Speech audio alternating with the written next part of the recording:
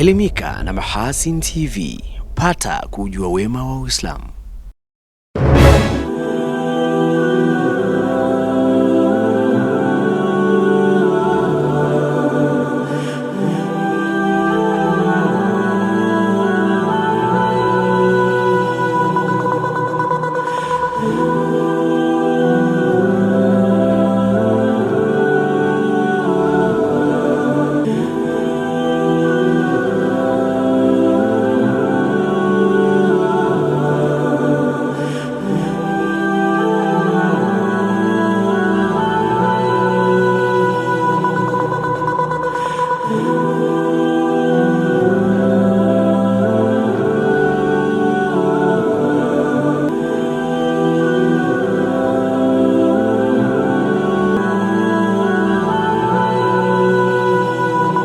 Assalamu alaikum wa rahmatullahi wa barakatuh. Gani mtazamaji wa Mahasin TV popote pale ulipo.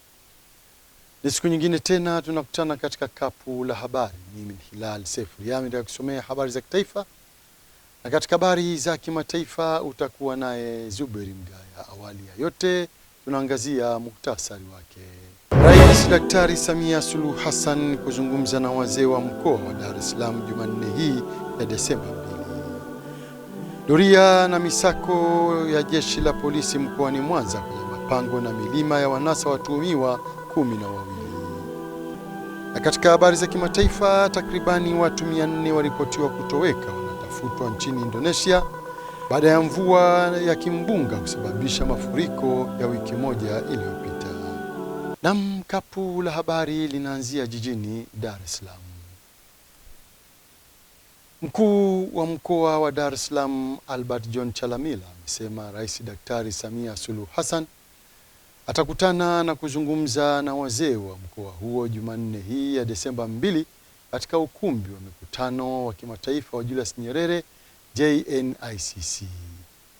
Katika mkutano wake na waandishi wa habari, Chalamila amesema katika kuzungumza na wazee wa Dar es Salaam, Rais Dr. Samia Suluhu Hassan atatumia nafasi hiyo kuhutubia taifa. Hii ni moja ya hatua kubwa anayoichukua Mheshimiwa Rais wa Jamhuri ya Muungano wa Tanzania ili kuhakikisha nchi yetu si tu inaendelea kurejea katika amani, lakini pia inaendelea kuwa kitu kimoja, inaendelea kujenga taswira njema ndani na hata nje ya taifa letu, lakini inaendelea pia kukuza na kuimarisha diplomasia yake, ikiwa pamoja pia na kuhakikisha nchi yetu inaendelea kuwa kivutio cha uwekezaji kwa mataifa yote.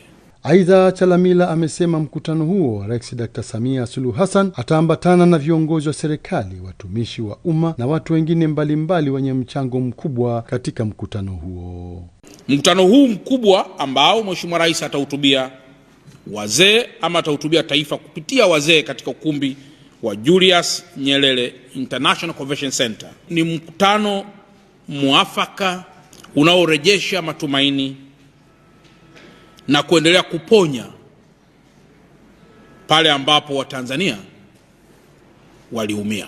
Niendelee tena kutoa rai kwamba kwa wale wote walioalikwa katika mkutano huo kufika mapema kwa mujibu wa ratiba walionayo, ili Mheshimiwa Rais anapofika ukumbini saa 5 mkutano huo uweze kuanza mara moja. Jeshi la polisi mkoa wa Mwanza limeendesha operesheni maalum ya msako na doria katika maeneo ya milima na mapango yanayotajwa kuwa maficho ya uhalifu, ikiwa ni sehemu ya juhudi za kutokomeza uhalifu mkoani hapa. Nuhu Stima anatuarifu zaidi. Sasa hivi tunakwenda katika kipindi cha mwisho wa mwaka. Tumeendelea kupokea taarifa nyingi zinazohusiana na uhalifu na wahalifu wanaotarajia kujihusisha na matukio ya kihalifu katika kipindi cha mwisho wa mwaka, lakini na matukio ambayo yameendelea kutajwa kwamba yatatokea katika hizi tarehe 9 mwezi wa 12. Akizungumza wakati wa operesheni hizo zilizoanza Novemba 29, 2025, kamanda wa polisi mkoa wa Mwanza DCP Wilbrod Mutafungwa ametaja maeneo yaliyohusika ikiwemo kata za Mkolani, Buhongwa, Isamilo, Mhandu, Igoma Kati na Mahina kwa wilaya ya Nyamagana pamoja na Kitangili, Bwiruziwani, Kawekamo na Ibungilo kwa wilaya ya Ilemela. wameweza kupita wilaya Nyamagana na kufanya misako katika mapango ya Mapankini katika mtaa wa Utemini, maeneo ya Buhongwa ambapo kuna mapango ya Kishira, mapango ambayo yanaitwa mapango ya Tanzanite, mapango yaliyoko kule Isamiro yanaitwa mapango ya kwa Machemba, mapango yaliyoko Makoroboi.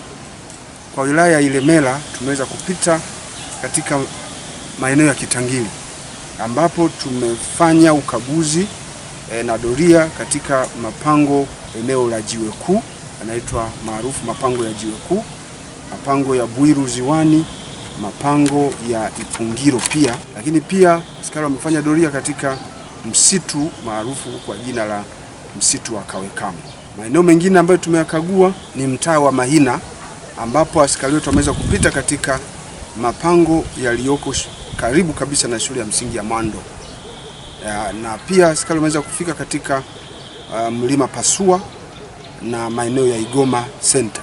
DCP Mutafungwa amesema watu 12 wamekamatwa kupitia operesheni hiyo wakiwa wamejificha katika mapango hayo wakiwa na vifurushi vya bangi. Watuhumiwa hao wanaendelea kuhojiwa ili waweze kusaidia upelelezi unaoendelea kufanywa na jeshi la polisi. Tunapenda kutoa wito kwa wananchi wanaojihusisha na uhalifu kuacha kufanya hivyo mara moja, kwa sababu jeshi letu litafika kila mahala katika kuhakikisha kwamba wahalifu wanafikiwa na huko waliko wanachukuliwa hatua. Haya mapango huwa yanatumika na vijana ambao wanajificha huku, ambao wanatenda uhalifu kwenye haya mazingira. Kwa hiyo jeshi la polisi limefanya tu kitu cha muhimu ambacho ilikuwa ni kukagua haya mazingira na kuona usalama wa mazingira yetu na kuaje. Kwa hiyo mimi nawaasa wananchi wenzangu wazingatie kanuni na taratibu za sheria kama jeshi la polisi lilivyotutaka, tujaribu kutunza amani ya nchi yetu katika maeneo yetu ya Nyamazobe. Kupitia operesheni hiyo, baadhi ya wananchi wameliomba jeshi la polisi kusaidia kulipua baadhi ya maeneo ya milima yaliyotumika mara kwa mara na wahalifu kama maficho baada ya kutekeleza matukio ya uhalifu. Serikali ya Jamhuri ya Muungano wa Tanzania imeombwa kutoa ushirikiano wa moja kwa moja kwa Jumuiya ya Tabia za Kiislamu JAI ili kufanikisha kazi kubwa inayofanywa na taasisi hiyo kusaidia jamii yenye uhitaji. Saadi Suleiman ana undani wa taarifa hiyo.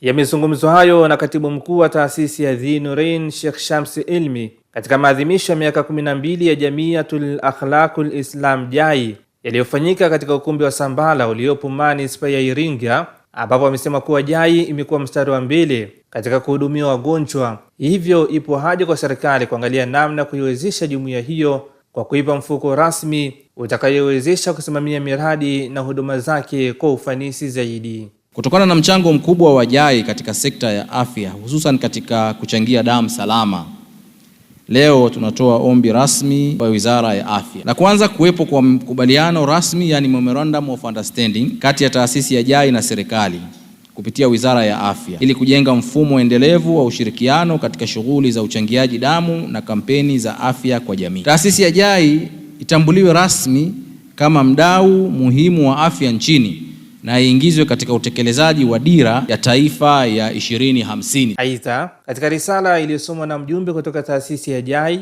wameiomba jamii kuisaidia na kuiwezesha ujenzi na upatikanaji wa ofisi itakayorahisisha shughuli za taasisi hiyo. Taasisi ya JAI katika mkoa wa Iringa tunakabiliwa na changamoto kubwa zifuatazo: ukosefu wa ofisi yetu ya kudumu ya mkoa ambapo shughuli za Jamiatul Akhlaq Islam JAI zitakapokuwa zinaratibiwa. Kwa sasa tunatumia chumba cha kukodi. Mgeni rasmi wa maadhimisho hayo ambaye amemwakilisha mkuu wa mkoa Iringa ndugu Kheri James, Daktari Crisantus Ngongi, amepongeza utendaji wa JAI na kuahidi kutoa ushirikiano wa karibu, huku akibainisha kwa ofisi ya mkuu wa mkoa itaangalia namna ya kuanza kuchangia ujenzi wa ofisi za JAI pamoja na ununuzi wa gari litakalotumika kuratibu shughuli mbalimbali za jumuiya hiyo ndani ya manispaa ya Iringa. Sasa nitaomba basi mwishoni pale, naamini kama taasisi labda kuna namna ambayo mmeweka mkakati wa kuwashirikisha jamii kwenye kuchangia. Inawezekana kupitia sadaka mbalimbali kwenye mkutano, kwenye taasisi zetu za kidini, lakini pia basi kuwe na fursa ya watu kufahamu kwamba unaweza ukaichangia JAI kwa namna moja au nyingine kupitia mitandao ya kijamii. Imekuwa njia rahisi sana. Maombi haya ambayo umewasilisha ambayo yako ngazi ya mkoa yatafika mezani kwa mheshimiwa, na yale ambayo yanatuhusu sisi moja kwa moja sehemu ya afya tutafanyia kazi. Unaweza kuwa sehemu ya kuchangia maendeleo ya JAI mkoani Iringa kupitia nambari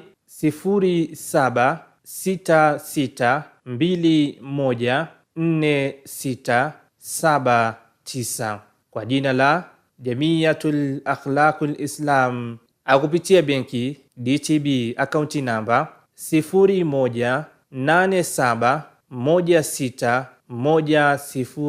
0187161002 kwa jina la JAI Iringa. Nikiripoti kutoka mkoani Iringa, mimi ni Saadi Suleiman. Kwingineko, waziri wa ujenzi Abdallah Ulega ametoa maelekezo kwa meneja wa wakala wa barabara TANROADS mkoa wa Arusha kufanya tathmini na kuwasilisha mpango kazi kuhusu barabara ya mzunguko ya Tengeru Mererani yenye urefu wa kilomita 28 ili kusaidia kupunguza msongamano wa malori katika jiji la Arusha. Rajab Shaban Matuga ana undani wa taarifa hiyo.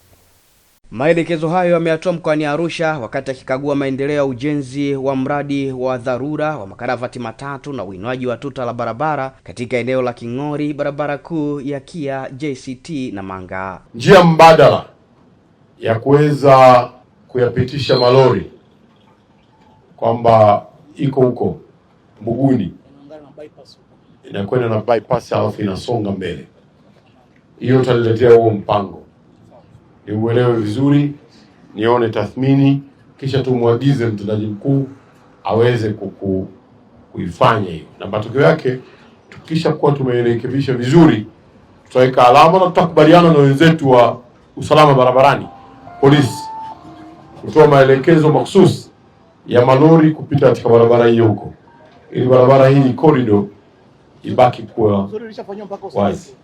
Mbunge wa Arumeru Mashariki Joshua Nassari amemwomba Waziri Ulega kuweka mkakati madhubuti itakayosaidia kufanya uboreshaji wa barabara za ndani ya jiji la Arusha ili kuwa na miundombinu bora na imara, hususan kwa watalii wanaotembelea mkoa huo. Unapotoka hapo airport mheshimiwa, hiyo barabara unakwenda Mererani ya lami. Lakini kutoka pale Mererani kupanda kuja kuunganisha barabara yako ya bypass Ring Road ambayo umejenga mkoa wa Arusha. Ambayo inakwenda moja kwa moja kwenye uwanja wa Afco wa kesho kutwa. Ndio. Ambayo inakwenda moja kwa moja kwenye mchimbo ya Tanzania. Kwa hiyo lazima sisi kama serikali tuwekeze kimkakati wa kushomba ile barabara ambayo tumetengeneza. Hiyo nyingine nilikwambia ni ya King'ori, lakini sio kwako ni Karura. Kwa hiyo mheshimiwa, nitakuwa nalenga mahali ambako siko. Akitoa taarifa kwa Waziri Ulega, meneja wa TANROADS mkoa wa Arusha Mhandisi Reginald Masawe ameeleza miradi mbalimbali iliyotekelezwa ndani ya mkoa wa Arusha kupitia fedha za ndani na kueleza matarajio ya kukamilika kwa mradi huo.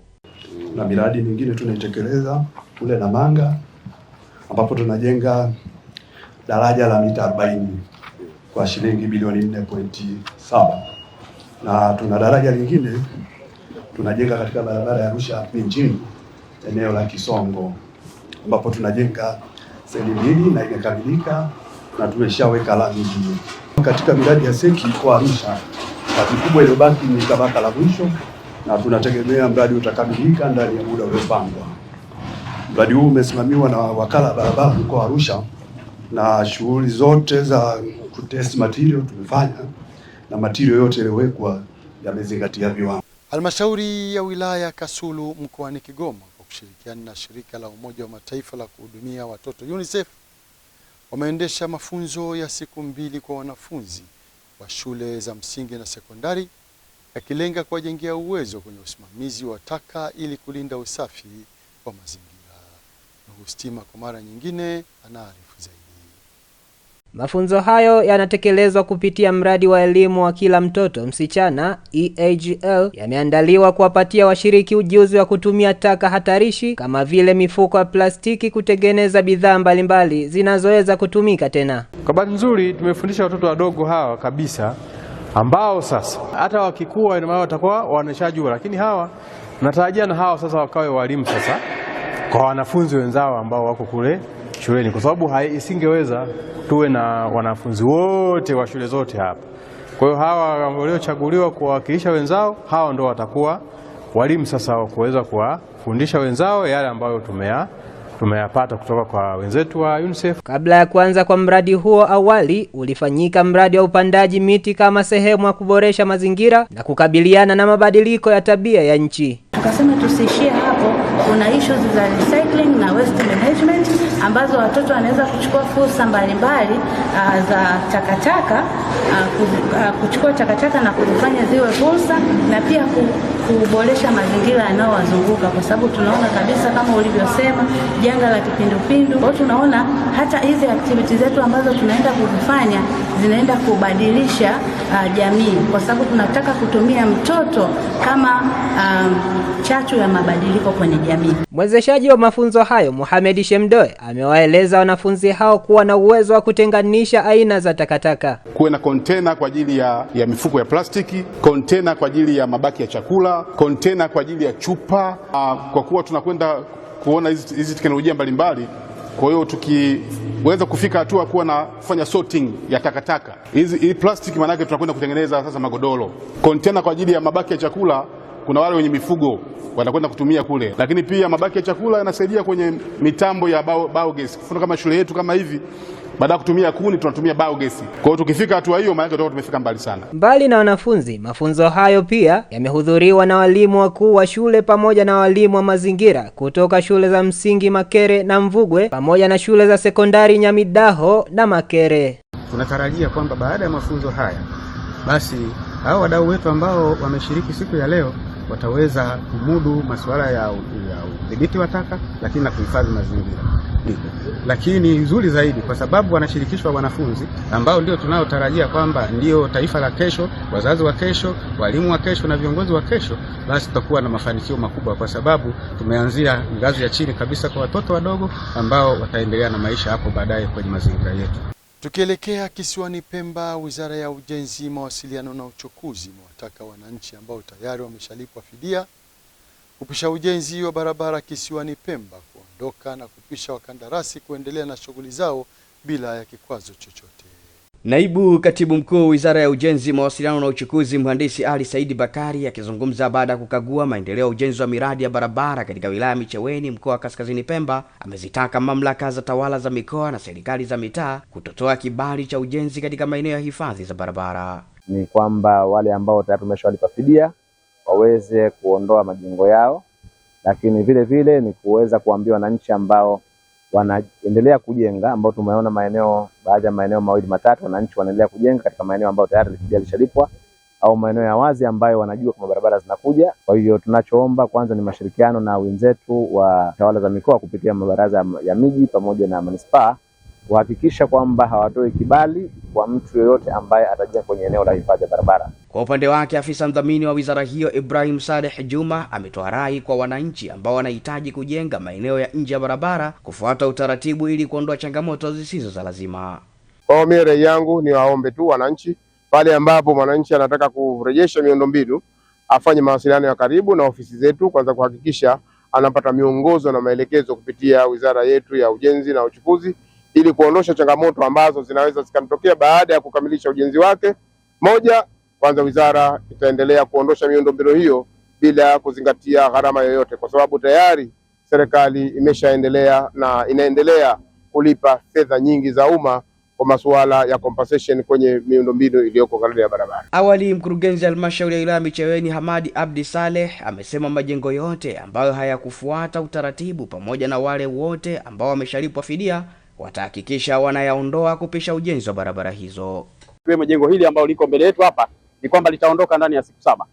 Tumeshawapa taarifa wahusika kwamba jengo kuu ndilo ambalo tunalihitaji, lakini vichochoro vingine vilivyoongezwa vote vinatakiwa viondoke, pamoja na maeneo yale ambayo tumeenda awali. Maeneo yale yana asili ya swamp, kuna bwawa pale ambalo lipo. Kwa mujibu wa taratibu za ujenzi ni kwamba hatukutakiwa kuweka jengo pale. Lakini inaonekana kwamba wananchi licha ya kuwa wamepewa compensation wanatafuta siku ya Jumamosi au Jumapili wanaanzisha vichochoro vyao vya ujenzi bila kufuata taratibu, bila kufuata maelekezo ya mamlaka ambayo ipo, kuhakikisha kwamba maeneo yetu yanabaki kuwa salama na road reserve zetu zinabaki kuwa ziko katika hali kama ile tulokusudia. Na kwa kisiwani Unguja, wanachama wa kikundi cha uhifadhi mikoko shehia Kibondeni wameiomba serikali kuwachukulia hatua watu wanaofanya hujuma ya kukata mikoko katika eneo la hifadhi ya kijiji hicho jambo linalosababisha uharibifu mkubwa wa mazingira. Zuberi Mgaya anatupasha zaidi. Ombi hilo wamelitoa mbele ya afisa misitu wa wilaya Magharibi B, Abdallah Ali Sharifu, wakati akifanya ziara kukagua maeneo mbalimbali ya hifadhi ya mikoko katika shehia Kibondeni ambayo kwa kiasi kikubwa imeathiriwa na kukatwa miti bila kufuata utaratibu. Hii hifadhi imeanza karibu miaka 20 nyuma iliyopita. Ndio maana miti mnaona imekuwa mikubwa namna vile. Inapendeza na ndio maana hata sawa wameamua kuifisidi. Sasa mimi wito wangu kwa serikali, tunaomba sisi tupatiwe msaada wa kiserikali, kwa sababu sisi wenyewe naona tushakuwa tunadharauliwa, hatuogopi wala nini. Kwa hivyo tunaomba serikali itie mkono wake kuhusiana na swala hili. Tukibondeni tuna umuhali, si kama hatuwajui wakataji, tunawajua na tunawaona, lakini umuhali utamkuta mtoto wa Selemani na mie nitakuwa salama, unamkamata atakuona vipi? Kanionea kule kuvumilia kwetu kuwapatu, jamani msikate. Weye unamwambia huyu usikate, siku ya pili anachukua kundi. Baada ya kukagua na kujionea hali ya uharibifu wa mazingira katika maeneo ya hifadhi ya mikoko shehia Kibondeni, afisa misitu wa wilaya Magharibi B, Abdallah Ali Sharif, amesema hakuna ruhusa iliyotolewa kwa mtu yeyote kufanya shughuli za ukataji mikoko katika hifadhi hiyo. Kwa upande wa mikoko hakuna ruhusa ambayo imetoka kwamba mtu wakati mikoko alafu tena mengine afanye shughuli nyingine. Kiuhalisia eneo hili limeharibiwa sana, uharibifu ni mkubwa mno, kwa sababu tunaona kabisa wamejaribu kukata katika kila aina. Wamekata miti ikiwa bado ni michanga, mikoko ambayo ikiwa ni michanga, aina zote, magondi, mikoko mekundu yote wamekata.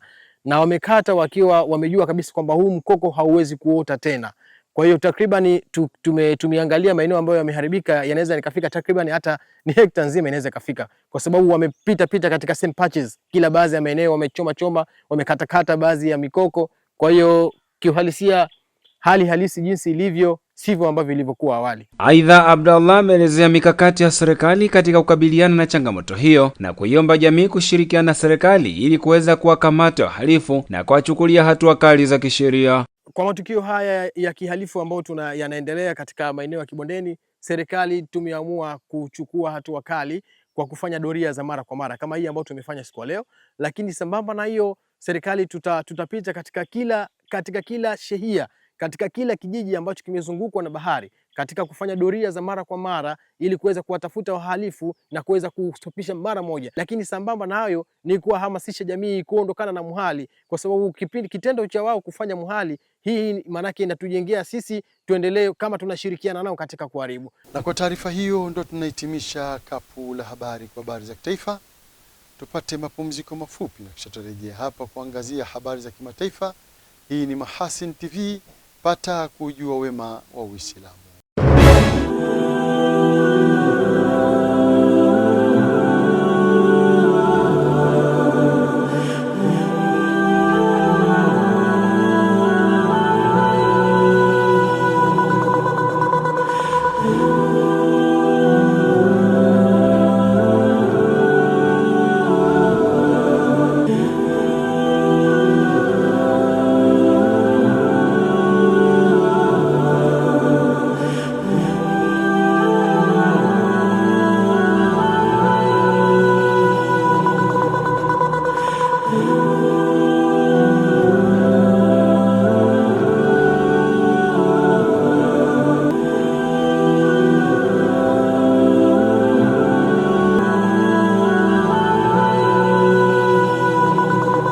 Shukran za dhati mtazamaji wa Mahasin TV kwa kuendelea kuwa nasi, na sasa ni wasaa wa kuziangazia habari za kimataifa kama zilivyoandaliwa naye Zuberi Mgaya. Karibu kwa upande wa habari za kimataifa.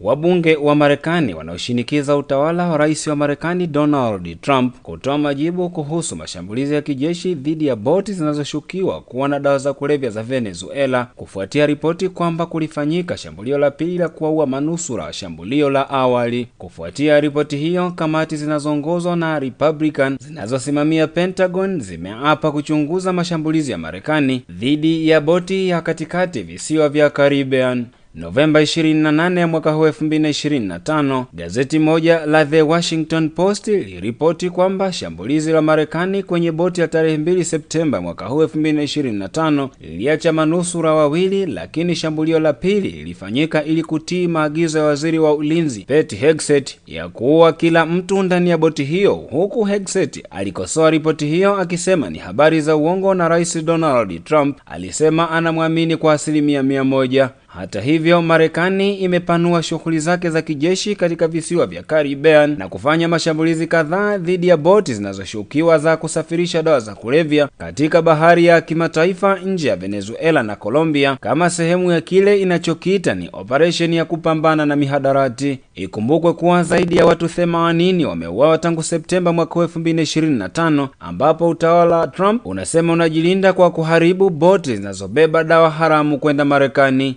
Kwingineko, waokoaji nchini Indonesia wanatafuta takribani watu 400 ambao wameripotiwa kutoweka, wengi wao wakiaminika kuzikwa chini ya maporomoko ya ardhi baada ya mvua ya kimbunga kusababisha mafuriko karibu wiki moja iliyopita. Serikali ya nchi hiyo imesema idadi waliofariki katika kisiwa cha Sumatra imeongezeka na kufikia zaidi ya watu 440, huku misaada ikiendelea kutumwa katika maeneo yaliyoathirika kwa njia ya anga na baharini, lakini baadhi ya vijiji bado havijapokea chochote na kuna taarifa za watu kuiba chakula na maji ili kuishi. Mvua kubwa na dhoruba zimeharibu sehemu ya Thailand, Malaysia, Ufilipino na Sri Lanka na kuathiri mamilioni ya watu na kusababisha vifo vya zaidi ya watu 900 katika eneo hilo mwezi uliopita. Aidha, dhoruba isiyokuwa ya kawaida inayoitwa Cyclone Senya ilisababisha maporomoko ya ardhi na mafuriko makubwa nchini Indonesia, huku nyumba zikisombwa na maelfu ya majengo yakimezwa na maji. Shirika moja la habari limeripoti kuwa msemaji wa polisi Ferry Warintukan alisema kuna ripoti za watu kuvunja maduka huko Sumatra na polisi wametumwa ili kurejesha hali ya utulivu, na kuongeza kuwa uporaji ulifanyika kabla ya msaada kufika. Walitani na wakazi hawakujua kwamba misaada ingekuja na walikuwa na wasiwasi kuwa wangekufa kwa njaa. Na tukitamatisha habari za kimataifa, Rais wa Afrika Kusini Cyril Ramaphosa Novemba 30 ya mwaka 2025 alimtuhumu Rais wa Marekani Donald Trump kwa kuendelea kutoa taarifa zisizo na ukweli kuhusu nchi yake. Ramaphosa amesema hayo wakati akihutubia taifa ya kuwa ametilia manani kauli ya Trump aliyetoa siku kadhaa zilizopita kwamba hataialika Afrika Kusini kwenye mkutano wa G20 huko Florida mwakani. Rais wa Afrika Kusini amesema Trump amekalili kauli zisizo na ukweli kuhusu mauaji ya halaiki dhidi ya Afrikana na kunyakuliwa ardhi za wazungu nchini kwao. Hata hivyo, Trump alitangaza wiki iliyopita kuwa Afrika Kusini haitaalikwa kwenye mkutano wa kilele cha G20 wa mwaka kesho utakaofanyika Marekani, akitolea mfano madai kwamba nchi hiyo imekataa kukabidhi uwenyekiti wa G20 kwa mwakilishi wa ubalozi wa Marekani. Aidha, Rais Cyril Ramaphosa amesema kuwa mapema wiki iliyopita Afrika Kusini ilikabidhi rasmi uwenyekiti wa kundi la G20 kwa Marekani kwa ajili ya mwaka ujao na hivyo kuzingatia itifaki stahiki za kidiplomasia. Ikumbukwe kuwa Trump aliwasusia mkutano wa mwezi huu wa G20 uliofanyika wiki jana huko Johannesburg, akidai kuwa wa Afrika Kusini wazungu wanauliwa kiholela na kuporwa ardhi yao, madai ambayo serikali ya Afrika Kusini imeyakanusha na kuyataja kuwa haya na msingi wowote. Shukran Zuberi Mgaya kwa habari za kimataifa.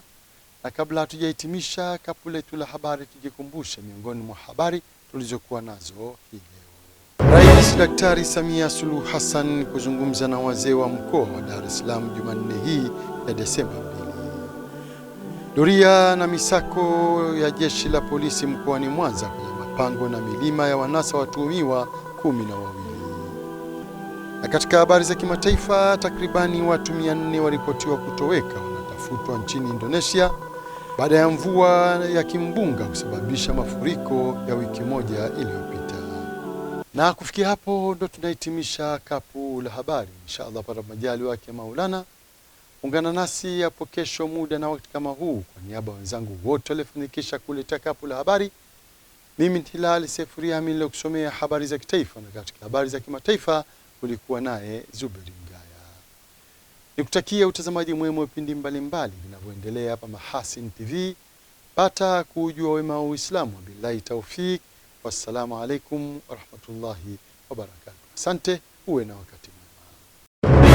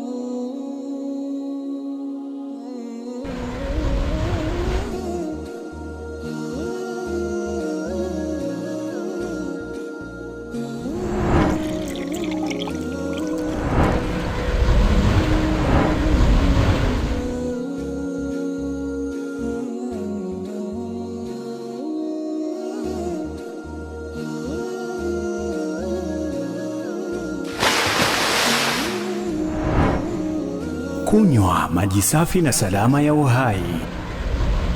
Bidhaa bora ya Bakhresa.